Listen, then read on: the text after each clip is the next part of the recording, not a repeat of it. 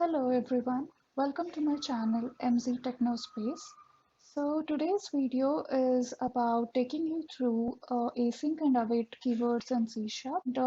I would be taking you through all the videos related to C Sharp, solid principles, and lot more that I have learned throughout my career. And I would also be taking you through all the interview questions that I have come across till now. Please do like, share, and subscribe to my channel. And let's get started. So, async and await are the two very important keywords in C Sharp.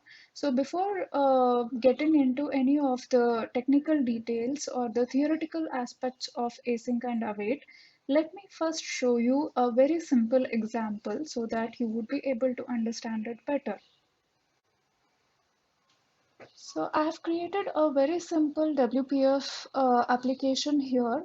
I have a grid and it has a stack panel with a very simple button and with the content fetch order details. I also have a label here which would print me some message.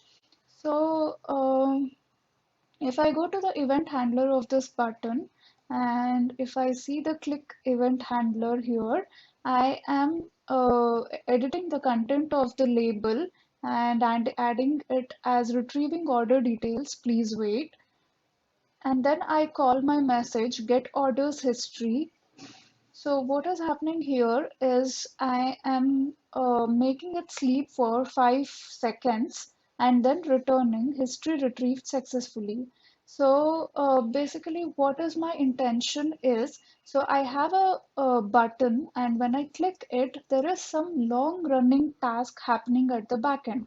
So just assume I'm fetching the customer's order related information from the database and the customer has around thousands of orders that he or she has placed in the past.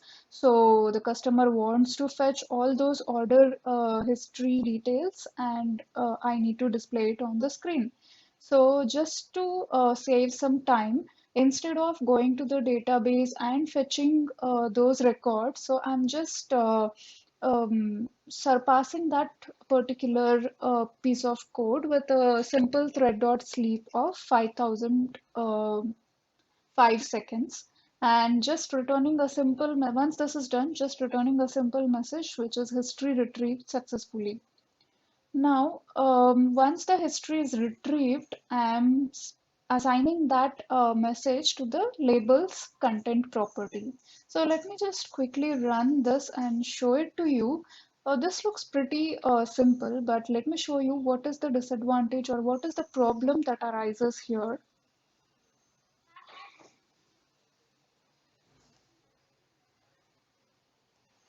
So as you can see, I have this button, fetch order details. So if I click this, what should actually happen?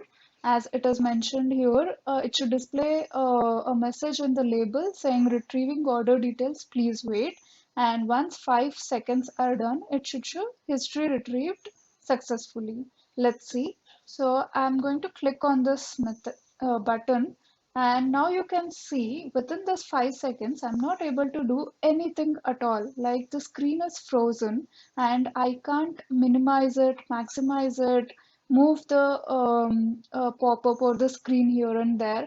So I can't literally do anything at all.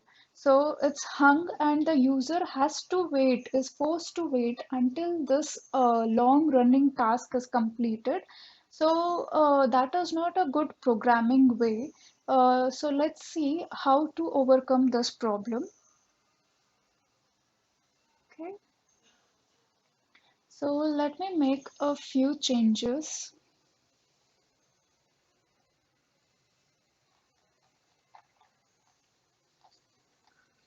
Okay, so let me make this method as async method and I need a task.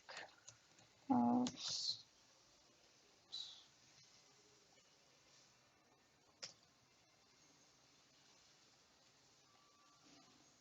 we need to use using system.threading.tasks string t new task of string, and to this we need to pass the above method get order history. Alright, I have my task and I'll just say t dot start. Cool. Now, as usual, I'm assigning the retrieving order details. Please wait. But now, since I have my task which is already started, now what am I supposed to do? I need to await for the task. Await t. Okay, and once this is done, then assign the message to this content. Fine. Now let's run this and quickly see if it works well.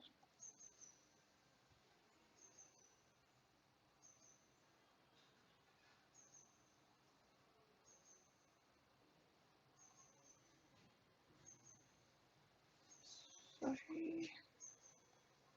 Okay. So I have my button here. Now let me click this and see. You can see that. Okay, let me just change this from 5,000 to 10,000 milliseconds. Okay, now it would be easier to just show you what is happening. What's the difference between the previous one and this one? Okay, so if I click on this, you can see that retrieving order details, please wait. And now the screen is not frozen. I can minimize it, I can maximize it. So I can just move it wherever I want and it is not at all hung. So once the 10 seconds are completed, you can see history retrieved successfully. You can see both the messages, the previous one as well as the final message. So there could be in the real-time examples or the real-time projects, there could be several examples where you have to communicate to with the database, fetch a lot of records and give it back to the UI, fetch a lot of sample details, the customer information, a lot of things happening in the back end. So you don't want your end users or your customers to wait for the long running task to complete in order to do anything else on the screen, right? So by using async and await, this would be done asynchronously in the background and you are free to do anything else on the screen. So let me take you through the slides. I hope you have got an idea now. So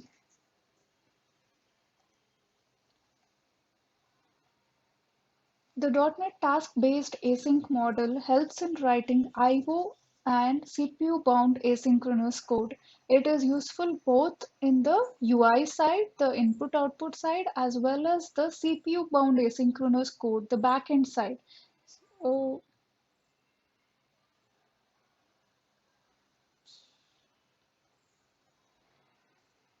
okay, so this model is exposed by the task and task of T types and the async and await keywords. So how this model runs, the asynchronous model runs with the four keywords, which is task, task of T, async, and await keywords.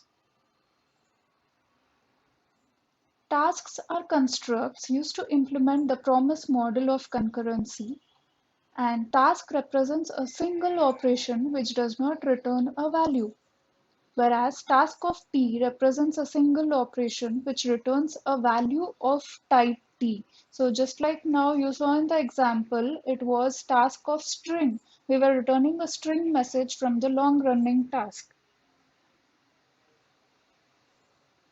So what happens with this keyword await? Using await allows your application or service to perform useful work while a task is running by yielding the control to its caller until the task is done.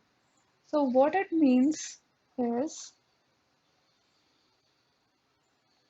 the moment the await keyword is encountered, what happens is the control goes back to the caller of this method. this asynchronous method. And since the control has gone back to the caller, the user is free to do anything he or she wants. So once this long running task is completed, the control comes back to this point and then the next sequence of statements would be executed. Okay. So your code does not need to depend on callbacks or any events to continue execution after the task has been completed. If you are using task of T, the await keyword will additionally unwrap the value returned when the task is complete.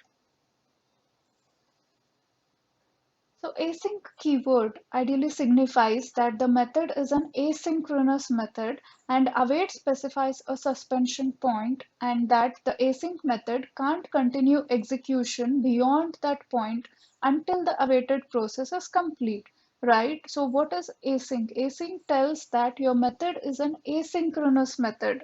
So it is running, it could run in the backend. And what await specifies, it specifies a suspension point at that particular point where the await keyword is specified, so that your async method cannot continue execution beyond that point until that awaited long running process is completed. In the meantime, the control is returned back to the caller of the async method. So async code can be used for both IO bound and CPU bound code, but differently for each scenario. For IO bound code, you await an operation that returns a task or a task of T inside of an async method. Whereas for CPU bound code, you await an operation that is started on a background thread with the task.run method. It yields control to the caller of the method that performed await, and it ultimately allows the UI to be responsive or a service to be elastic. So just like how you saw in the example, since it yields the control to the caller of the method, so it allows the UI to be responsive. It doesn't hang or freeze the UI until that particular task is completed. The async keyword turns a method into an async method, which allows you to use the await keyword in its body. When the await keyword is applied, it suspends the calling method and yields control back to its caller until the awaited task is complete. Await can only be used inside an async method. Async methods need to have an await keyword in their body or they will never yield. So the magic happens exactly at the await part, because that is where it makes the UI to be responsive by transferring the control to the caller of the async method. You should add async as the suffix of every async method name you write. Async void should only be used for event handlers. So just like you saw in our example, since this was an event handler, it was async void.